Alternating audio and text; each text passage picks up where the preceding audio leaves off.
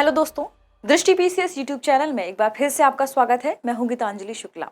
आइए आज के स्टेट एटलस प्रोग्राम की शुरुआत करते हैं, जो किस राज्य से संबंधित है? बिहार से। यानी बिहार के पिछले एक हफ्ते वे कौन सी खबरें थी जो महत्वपूर्ण थी, जो चर्चा में रही हैं, जिन पर आधारित सवाल बनाए जा सकते हैं या मैप बेस्ड कोई भी सवाल उनसे फ्रेम किया जा सकता है, उनसे जुड़े तथ्यों पर भी हम चर्चा करेंगे। तो आइए आज के प्रोग्राम की शुरुआत करते हैं और आज के एपिसोड में सबसे पहले देखेंगे पिछले एपिसोड का अभ्यास प्रश्न। तो पिछले एपिसोड में आपसे क्या अभ्यास प्रश्न पूछा गया था? प्रश्न था, तेलहर कुंड बिहार के किस जिले में स्थित है? ऑप्शन था गया, पूर्णिया, कैमूर, सीतामढ़ी। इस सवाल का लगभग सभी बच्चों ने सही जवाब दिया है, यानी तेलहर कुंड बिहार के कैमूर जिले में स्थित है, यानी ऑप्शन सी इसका सही जवाब है। तो यहाँ पर महत्वपूर्ण क्या है, क्योंकि ये मानचित्र बेस्ड सेशन है, तो आइए सबसे पहले देखते हैं कि कैमूर की बिहार के पूरे मैप में कहाँ पर है लोकेशन। तो सबसे पहले देखेंगे बिहार का मैप। यह है बिहार का मैप, जिसमें जिलेवार विवरण प्रस्तुत किया गया है कि कौन सा जिला बिहार में कहाँ पर है। यदि हम बात करें कैमूर की, तो कैमूर का लोकेशन बिहार में यहाँ पर है और यहाँ ही स्थित है तेलहर कुंड। तो यहाँ पर कैमूर की लोकेशन देख ली। अब हम देखते हैं कि कैमूर किन जिलों के साथ अपनी सीमा साझा करता है। तो यह बक्सर और रोहतास के साथ अपनी सीमा साझा करता है। इसके साथ ही एक और महत्वपूर्ण तथ्य क्या है कैमूर के बारे में, कि यह उत्तर प्रदेश के साथ भी अपनी सीमा साझा करता है, यानी यह एक अन्य राज्य के साथ भी अपनी सीमा साझा करता है। तो बढ़ते हैं आज के सेशन में हमारे पहले सवाल की तरफ और देखते हैं उसकी खबर क्या थी। खबर है, जल्द शुरू होगी भारत नेपाल के बीच रेल सेवा और फिलहाल कस्टम यार्ड तक ही चलेगी ट्रेनें। इसलिए जो बिहार और नेपाल का बॉर्डर है यहाँ पर चर्चा में आ गया है। प्रश्न है, निम्नलिखित में से कौन सी नदी नेपाल से होकर बिहार में प्रवेश नहीं करती है? ध्यान रखिएगा, सवाल पूछा गया है नहीं करने के संदर्भ में और ऑप्शन है कमला नदी, बागमती, कोसी नदी या किऊल नदी। तो इस सवाल के जवाब के लिए सबसे पहले देखेंगे कि वे कौन सी नदियां हैं बिहार में जो नेपाल से बिहार में प्रवेश कर रही हैं, और हमारे ऑप्शन में से वह कौन सी नदी है जो बिहार में नेपाल से होकर प्रवेश नहीं करती। तो चार नदियां हैं, कमला, बागमती, कोसी और किऊल। तो आइए देखते हैं बिहार के नदी वाले मैप में। तो यह है बिहार का नदी वाला मैप, जिसमें आप देख पा रहे होंगे, यदि हम ऑप्शन से लेकर चलें तो यह है कमला नदी, यहाँ है कोसी नदी और यह है बागमती नदी। और बिहार के ही उत्तरी क्षेत्र में देखिए यह है नेपाल। तो नेपाल से होकर ये नदियां बिहार में प्रवेश कर रही हैं। जबकि ऑप्शन में एक और नदी थी किऊल, यह है किऊल नदी, और किऊल नदी नेपाल से होकर बिहार में प्रवेश नहीं करती, क्योंकि ये देखिए बिहार के दक्षिण हिस्से में स्थित नदी है। यानी ऑप्शन से बात करें हम, तो ऑप्शन में हमारा सही जवाब कौन सा हो जाएगा? किऊल नदी, ऑप्शन डी। जबकि कमला, बागमती और कोसी ये तीनों नदियां नेपाल से होकर बिहार में प्रवेश कर रही हैं। तो इस तरह सवाल का सही जवाब क्या हो जाएगा? Option D. बढ़ते हैं अगली खबर की तरफ और अगली खबर को देख लेते हैं। अगली खबर है, पुनपुन नदी के संगम तट के पुनरुद्धार की तैयारी चल रही है, इस वजह से यह नदी चर्चा में आ गई है। प्रश्न है, निम्नलिखित में से कौन सा से कथन पुनपुन नदी के बारे में सही नहीं है और है? ध्यान रखिएगा, फिर से सवाल पूछा गया है, एक तो पुनपुन नदी के संदर्भ में और दूसरा आपको यह भी ध्यान रखना है कि कथन में पूछा गया है कि सही नहीं क्या है। तो आइए कथन देखते हैं। कथन है, यह दक्षिण बिहार की प्रमुख नदियों में से एक है और दूसरा यह मधुबनी से होते हुए बिहार में प्रवेश करती है। कूट है केवल एक, केवल दो, एक और दो दोनों, ना तो एक और ना ही दो। यहाँ पर जानना जरूरी है पुनपुन नदी के बारे में। यदि हम पहले कथन पर विचार करें, यह दक्षिण बिहार की प्रमुख नदियों में से एक है, तो यहाँ पर इसके बारे में यह कथन बिल्कुल सही है, जिसकी पुष्टि अभी हम आगे मैप में भी करेंगे। दूसरा, यह मधुबनी जिले से होकर बिहार में प्रवेश करती है। यदि हम पहले कथन को सही मान जाते हैं, क्योंकि हमें नदियों की लोकेशन याद रहती है, पुनपुन नदी बिहार के दक्षिण हिस्से में स्थित नदी है, तो यहाँ पर पहला कथन तो सही हो जाएगा, लेकिन मधुबनी जिला बिहार के उत्तरी हिस्से में स्थित है, यानी यहाँ पर दूसरा कथन गलत हो जाएगा। तो आइए देखते हैं हम पुनपुन नदी की लोकेशन को। यह है बिहार का मैप, जिसमें मुख्य नदियां दिखाई गई हैं और यहाँ है पुनपुन नदी। आपने देख लिया, पुनपुन नदी बिहार के दक्षिण हिस्से में स्थित है, यानी ये दक्षिण की प्रमुख नदियों में से एक है। तो यहाँ पर पहला सवाल हमारा, पहला कथन हमारा सही हो जाता है। जबकि यदि हम मधुबनी पर चर्चा करें, तो आप देख पा रहे होंगे कि पुनपुन नदी यहाँ से, यह है औरंगाबाद, यहाँ है औरंगाबाद में है, यानी यहाँ पर मधुबनी जिला तो ऊपर पड़ जाएगा यह, तो यहाँ पर दूसरा कथन हमारा क्या हो जाएगा? गलत हो जाएगा। आइए हम पुनपुन नदी को स्पष्ट देख लेते हैं तीसरे मैप में भी। तो यह है औरंगाबाद और औरंगाबाद में यह है पुनपुन नदी।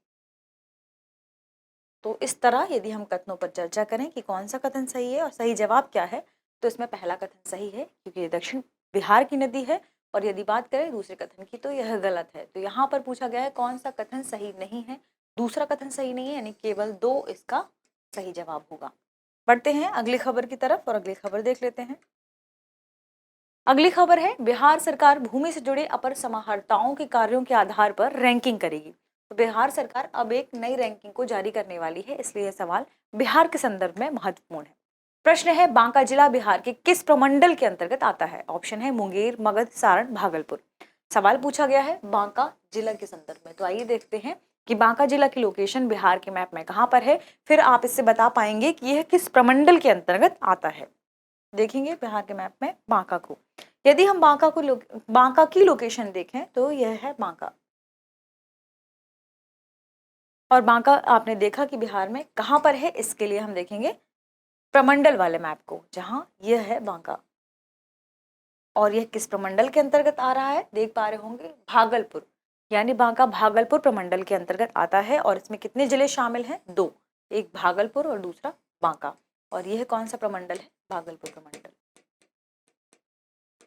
तो इस तरह यदि इस सवाल के सही जवाब की बात करें, तो सवाल का सही जवाब क्या होगा? ऑप्शन डी, बांका जिला भागलपुर प्रमंडल के अंतर्गत आता है। पढ़ते हैं अगली खबर की तरफ और अगली खबर देख लेते हैं। अगली खबर है भीमबांध वन्यजीव अभ्यारण्य को पर्यटन के लिहाज से विकसित करने की तैयारी चल रही है। इस वजह से भीमबांध वन्यजीव अभ्यारण्य यहाँ पर चर्चा में आ गया है। प्रश्न है निम्नलिखित में से कौन सा से कथन बिहार के भीमबांध वन्यजीव अभ्यारण्य के बारे में सही नहीं है और है? ध्यान रखिएगा, सही नहीं के संदर्भ में ही सवाल है। कथन है यह वन्यजीव अभ्यारण्य पश्चिमी चंपारण में स्थित है। और दूसरा कथन है इस अभ्यारण्य की स्थापना वर्ष 1976 में की गई थी। कूट है केवल एक, केवल 2, एक और 2 दोनों, ना तो एक और ना ही 2। तो यहाँ सवाल क्या है? भीमबांध वन्यजीव अभ्यारण्य के बारे में। यदि हम इसके बारे में चर्चा करें तो दरअसल यह वन्यजीव अभ्यारण्य पश्चिमी चंपारण में स्थित न होकर बिहार के मुंगेर जिले में स्थित है। यानी यहाँ पर पहला कथन गलत है क्योंकि यह कहाँ पर स्थित है? मुंगेर में। और यदि दूसरे कथन की बात करें कि क्या सचमुच इसकी स्थापना वर्ष 1976 में हुई थी, तो यह कथन बिल्कुल सही है। इसमें पूछा गया है कि इसमें कौन सा कथन सही नहीं है, इसलिए हम देखेंगे इसमें कौन सा कथन सही नहीं है, केवल एक, यानी यहाँ पर केवल एक इसका सही जवाब होगा। तो इसका केवल एक, चूंकि यह मानचित्र बेस्ड सेशन है तो सबसे पहले देखेंगे कि मुंगेर की लोकेशन कहाँ है बिहार के मैप में, क्योंकि यही काफी महत्वपूर्ण है इस प्रश्न के लिहाज से। यदि हम देखें कि मुंगेर की लोकेशन बिहार के मैप में कहाँ पर है, तो यह है मुंगेर, जो बेगूसराय, खगड़िया, भागलपुर, बांका, जमुई और लखीसराय के साथ अपनी सीमा साझा करता है। और यहीं पर स्थित है भीमबांध वन्यजीव अभ्यारण्य। और कथन में क्या कहा गया है? पश्चिमी चंपारण, जिसकी लोकेशन बिहार में यह है। पश्चिमी चंपारण अन्य किन राज्यों के साथ अपनी सीमा साझा करता है, यह आपको कमेंट सेक्शन में बताना है। बढ़ते हैं अगले सवाल की तरफ, अगले सवाल को देखते हैं। अगला सवाल है निम्नलिखित कथनों पर विचार कीजिए। कथन क्या है? यह शहर मुंगेर प्रमंडल का सबसे छोटा जिला है। और दूसरा कथन है इसे 21/7/1994 को मुंगेर जिले से अलग कर एक नया जिला बनाया गया था। इसका कूट है उपर्युक्त कथन निम्नलिखित में से बिहार के किस जिले के बारे में सही है? ध्यान रखिएगा, पूछा गया है, 2 कथन दिए हुए हैं जिसमें से आपको बताना है कि बिहार के किस जिले के बारे में यह कथन सही कहा गया है। तो यहाँ पर आप पहले कथन से ही बता सकते हैं कि यह इन 4 ऑप्शन में से किसके बारे में सही है, क्योंकि ऑप्शन में क्या है? नालंदा, शेखपुरा, पश्चिमी चंपारण और शिवहर। सवाल है मुंगेर प्रमंडल से संबंधित।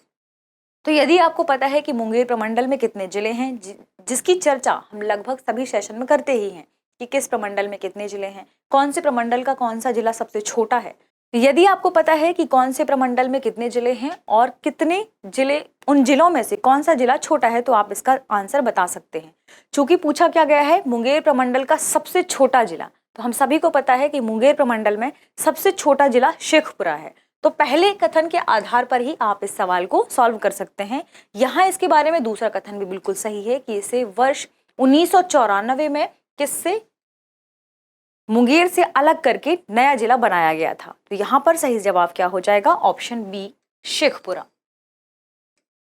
आइए देखते हैं प्रमंडल वाले मैप में कि क्या यह सच है कि यह मुंगेर प्रमंडल में सबसे छोटा है। तो यहाँ पर यह ब्लू कलर है मुंगेर प्रमंडल वाले जिले, जिसमें कितने जिले हैं ये आपको कमेंट सेक्शन में बताना है। और सबसे छोटा जिला इसमें है यह है शेखपुरा।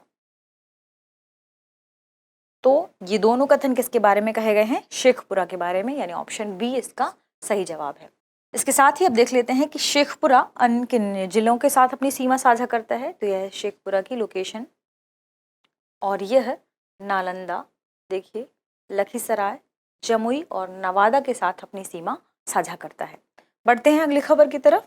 अगली खबर देखेंगे जिस पर प्रश्न है, निम्नलिखित में से कौन सा से जिला या जिले गंडक नदी के किनारे स्थित नहीं है? ध्यान रखिएगा, सवाल पूछा गया है एक तो गंडक नदी के संदर्भ में, और दूसरा इनमें से कौन से जिले हैं वे गंडक नदी के किनारे स्थित नहीं है। ऑप्शन में है सारण, गोपालगंज, समस्तीपुर, नालंदा, मुजफ्फरपुर, और कूट है केवल 1, 2, 3, केवल 3 और 4, केवल 1, 4, 5, केवल 4 और 5। यहाँ पर सबसे पहले देखेंगे ये गंडक नदी किन जिलों से होकर बिहार में गुजरती है।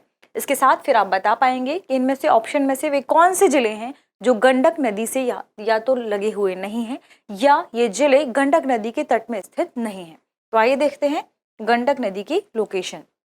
यदि हम गंडक नदी पर चर्चा करें तो यह है गंडक नदी की लोकेशन बिहार में, जो इन जिलों के साथ होकर प्रवेश करती है और यहाँ पर गंगा नदी से मिल जाती है। इसे जूम करके देख सकते हैं। यदि देखेंगे तो आप देख पा रहे हैं सबसे पहले ये पश्चिमी चंपारण से होकर गुजरती है, इसके बाद ही यह पूर्वी चंपारण से भी लगी हुई है, गोपालगंज से होकर गुजर रही है, यहाँ आप देखिए मुजफ्फरपुर से, इसके साथ सारण, वैशाली, और ऑप्शन में हमारे 2 जिले हैं, एक तो समस्तीपुर जो कि काफी दूर है गंडक नदी से, और अगला जिला है नालंदा। तो यहाँ पर नालंदा भी गंडक नदी से काफी दूर है और समस्तीपुर भी इस नदी से काफी दूर है।